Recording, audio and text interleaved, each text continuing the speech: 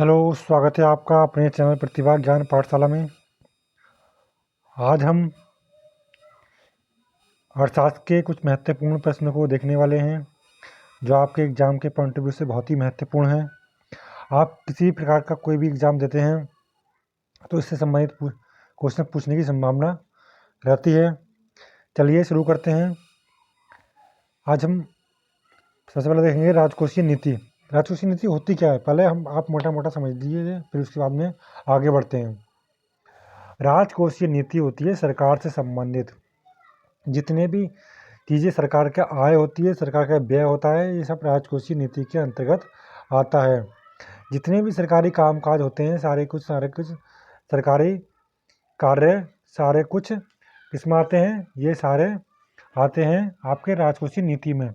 जितनी भी सरकारी क्रियाएं होती हैं आप सिंपल भाषा में समझिए, बहुत ही नॉर्मल भाषा में समझिए। जितनी भी सरकार की आय और सरकार का व्यय, कितनी सरकार को आय प्राप्त होनी है, कितना व्यय होना है, सब राजकोषीय नीति के अंतर्गत आता है। इसे इंग्लिश में कहते हैं फिजिकल पॉलिसी। दो प्रकार की पॉलिसी होती हैं, एक मौद्रिक पॉलिसी होती है, एक फिजिकल पॉलिसी होती है। तो सबसे पहले देखेंगे राजकोषीय नीति। राजकोषीय नीति सरकार की आर्थिक नीति का एक प्रमुख घटक है। इसके द्वारा आर्थिक विकास, सामाजिक न्याय, मूल्य स्थिरता, पूर्ण रोजगार सृजन, मतलब सरकार क्या करती है, इतनी चीज़ों से समझिए। सरकार क्या करती है, इसमें से रोजगार उपलब्ध कराने का कार्य करती है, क्योंकि ये लोगों के ऊपर टैक्स लगाती है, टैक्स के द्वारा आय प्राप्त होती है, उस पर उसको गरीबों में खर्च करती है। और यह अपने ये क्या रोजगार कार्य निर्माण करती है, पुल बनवाना, सरकार कोई काम हो गया, किसी चीज़ का निर्माण करना, पुल निर्माण करना, और भी सरकारी इमारतें निर्माण करना, अपने औद्योगिक सार्वजनिक उद्योग खड़ा करना, या फिर इंडस्ट्री में पैसा लगाना, ये सारे सरकारी क्या होता है अगर सरकारी इंडस्ट्री लगाई जा रही है। और प्राइवेट में तो आपको जानती है वो तो मौद्रिक पॉलिसी आती है, उसमें प्राइवेट तौर पर। तो आप देखते हैं इसमें क्या क्या है। ये बहुत ही सिंपल भाषा में आपको समझाने की कोशिश कर रहा हूँ जिससे आपके दिमाग में फिट हो जाए। क्या है, रोजगार सृजन एवं संसाधनों की गतिशीलता जैसे लक्ष्यों की पूर्ति की जाती है। इसमें राजकोषीय नीति में सबसे महत्वपूर्ण क्या है, कर एवं कराधान, सार्वजनिक व्यय और सार्वजनिक ऋण जैसे उपकरणों की सहायता से लक्ष्यों की प्राप्ति की जाती है। इस नीति का निर्माण एवं क्रियान्वयन वित्त मंत्रालय द्वारा बजट के माध्यम से किया जाता है। जो आपका हर वर्ष बजट शुरू होता है, मार्च से होता है। बजट शुरू कब होता है, बजट कब लगता है, मार्च में ख़त्म होता है, और शुरू कब से होता है, 1 अप्रैल से 31 मार्च तक होता है ये बजट बनता है जो, ठीक है। उसी के बजट के माध्यम से ही सरकार अपनी आय को और व्यय को 2 भागों में अपने खाते बनाती है, जिसमें आपके 2 प्रकार के खाते होते हैं। आय व्यय, जिसमें होता है एक पूंजीगत व्यय होता है और एक राजकोषीय व्यय होता है। एक पूंजीगत प्राप्तियाँ होती हैं, एक राजकोषीय प्राप्तियाँ होती हैं। तो इसमें हम आज खाली अध्ययन करेंगे राजकोषीय नीति का, जिसमें हम सरकार का राजकोषीय नीति से संबंधित आय और व्यय को देखेंगे। राजकोषीय नीति को वित्त मंत्री वर्ष में एक बार बजट के माध्यम से प्रस्तुत करता है। इस नीति को आय और व्यय नीति या बजटीय नीति कहा जाता है। कराधान क्या होता है, कराधान वह नीति होती है जिसके ऊपर कर लगाया जाता है। कराधान के माध्यम से कर इकट्ठा किया जाता है। राजकोषीय नीति राष्ट्र के विकास रणनीति के केंद्र में रहती है। एक राष्ट्र के आर्थिक लक्ष्यों की प्राप्ति में राजकोषीय नीति का प्रमुख योगदान होता है। अब देखते हैं राजकोषीय नीति के उद्देश्य क्या होते हैं। इसके उद्देश्य बहुत ही महत्वपूर्ण हैं। संसाधनों की गतिशीलता, जो संसाधन होते हैं, जो भी संसाधन का मतलब यहाँ पर है जिससे भी कोई भी चीज़ उत्पादित या उत्पन्न की जाती है वो सारे संसाधन में आती है, चाहे नेचुरल संसाधन हो या मानवीय संसाधन हो, सारे क्या होते हैं, सब संसाधन होते हैं। सरकार अपनी नीतियों के द्वारा प्राथमिक, द्वितीय, तृतीय क्षेत्र के लिए, देखिए प्राथमिक क्षेत्र क्या होता है, प्राथमिक क्षेत्र आप समझते हैं जो कृषि से संबंधित होता है। द्वितीय क्षेत्र होता है इंडस्ट्री, तृतीय क्षेत्र होता है सेवा, ठीक है। ये 3 क्षेत्र होते हैं सरकार के, उसी के उसमें संतुलन पाने का प्रयास करती है, सभी संसाधनों में गतिशीलता लाने का प्रयास करती है।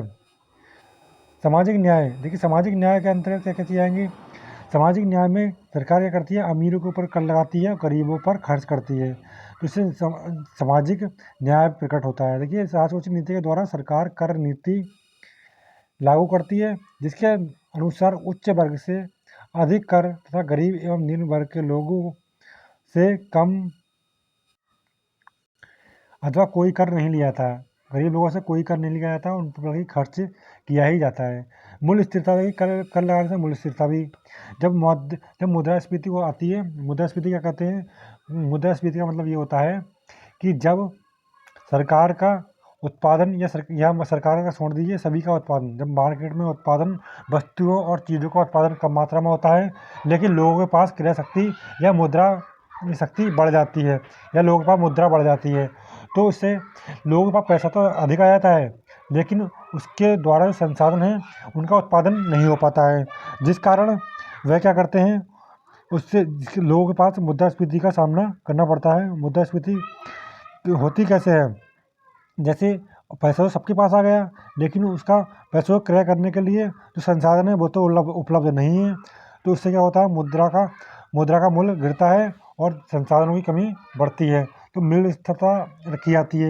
मूल्य स्थिरता कैसे रखी जाती है? सरकार टैक्स लगाती है किसी के ऊपर, तो जितने भी उनके ऊपर उनके पास पैसा होता है उनको टैक्स के माध्यम से सरकार ले लेती है, जिससे कि संतुलन बना रहे, मूल्य स्थिरता बनी रहे। क्योंकि मुद्रास्फीति आती है तो वस्तुओं और सेवाओं का मूल्य बढ़ जाता है, क्योंकि लोगों के पास पैसा अधिक हो जाता है और जो चीज़ उत्पादन होता है वो कम होता है, तो लोग जो क्रय करते हैं तो वो किसी, अब एक ही एग्जाम्पल समझिए यहाँ पर, ले खरीदने वाले 10 लोग हैं, कोई कोई मानिए कोई बॉल है, बॉल को खरीदने वाले 10 हैं और बॉल एक है, तो खरीदने वाले 10 होंगे, बॉल एक होगी, जाहिर सी बात है वहाँ पर क्या होगा, उसकी रेट ऑटोमेटिक ही बढ़ जाएंगे।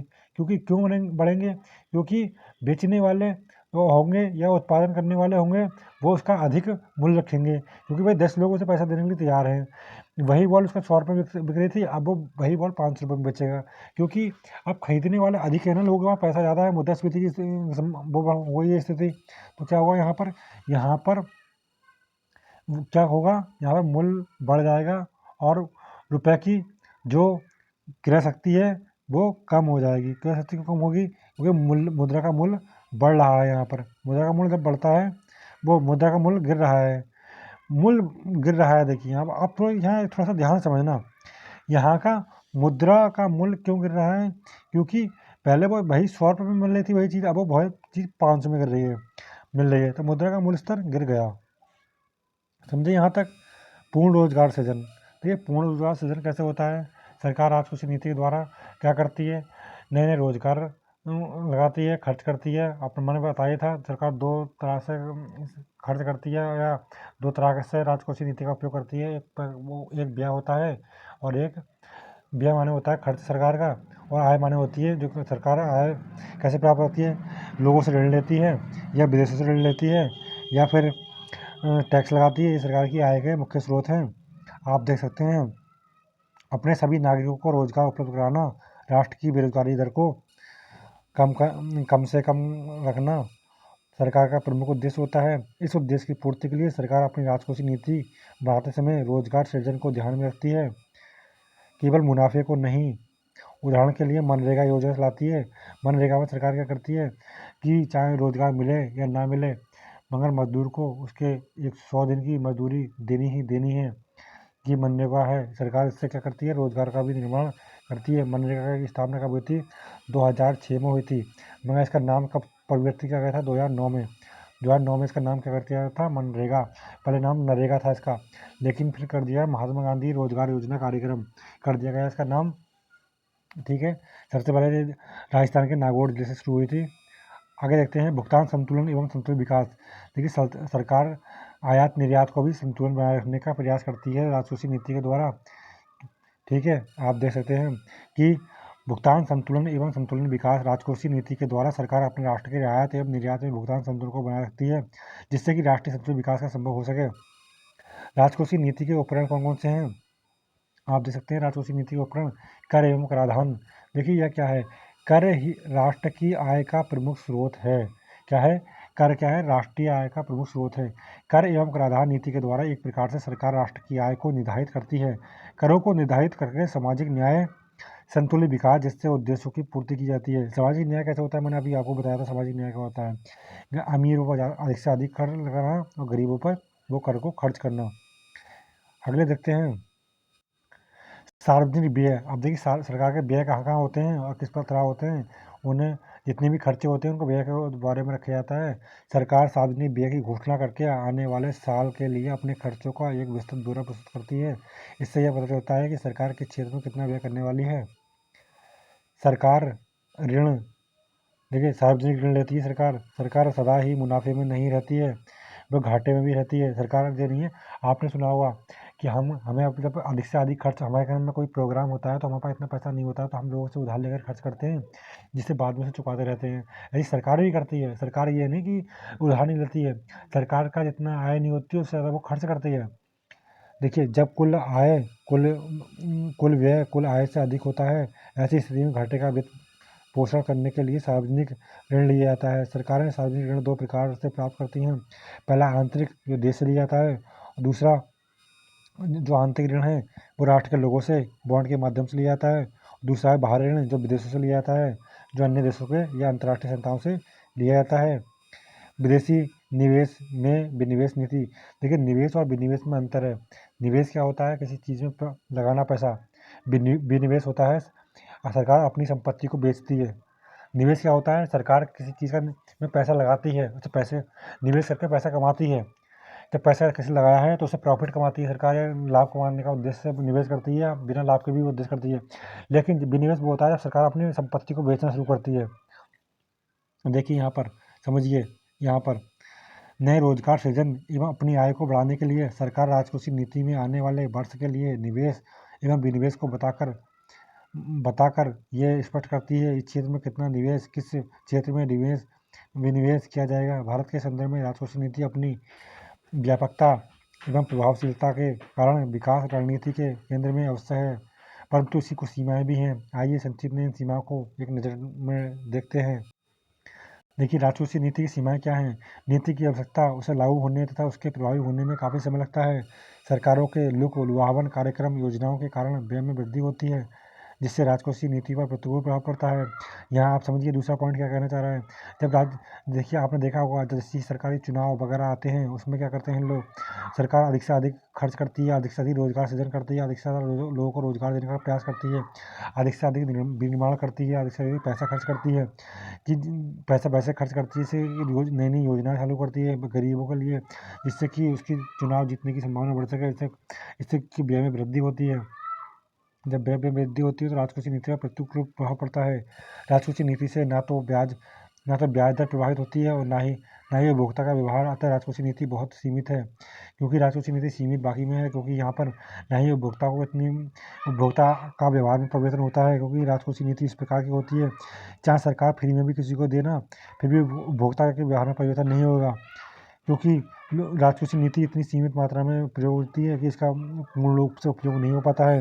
राजकोषीय नीति में अधिक विस्तारवादी रूप से सरकार निजी क्षेत्र को प्रभावित करती है, क्योंकि जब सरकार अधिक व्यय करती है या अधिक वो लगाती है, टैक्स लगाती है, जब अधिक टैक्स लगाती है तो निजी क्षेत्र के लिए क्या होता है, पैसे कम, रुपए की या मुद्रा की मात्रा कम पड़ जाती है।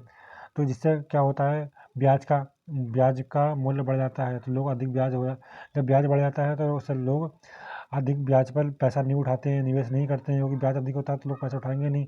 तो अब वो क्या करते हैं, निवेश नहीं करते हैं। अब निवेश नहीं करेंगे तो इसका निजी निवेश पे प्रतिकूल प्रभाव पड़ता है। मानिए देखिए सरकार ने क्या किया, एक टैक्स लगाया, टैक्स के माध्यम से लोगों से रुपया ले लिया।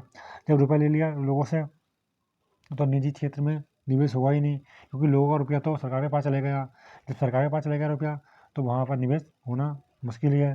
तो इसलिए सरकार क्या करती है, या फिर ऐसे देखिए, अगर सरकार खर्च करती है, बहुत पैसा खर्च कर दे, वो तो तब खर्च करती है, निर्माण करती है और दो इंडस्ट्री लगाती है, या फिर सेवाओं पर खर्च करती है। इससे भी क्या होता है, ब्याज दर बढ़ती है। क्योंकि ब्याज दर क्यों बढ़ेगी, क्योंकि सरकार जब खर्च करती है तो जैसे मार्केट में पैसा अधिक आता है, तो उसके माध्यम से बैंक क्या करती हैं, बैंक सोचती हैं अब कि इसका ज़्यादा ही से ज़्यादा प्रसार हो गया पैसे का, अब उसको बहुत सीमित मात्रा में और अपनी ब्याज की दर, मुद्रा दर और रेपो दर बढ़ा देती हैं, जिससे कि ब्याज की दर बढ़ जाती है।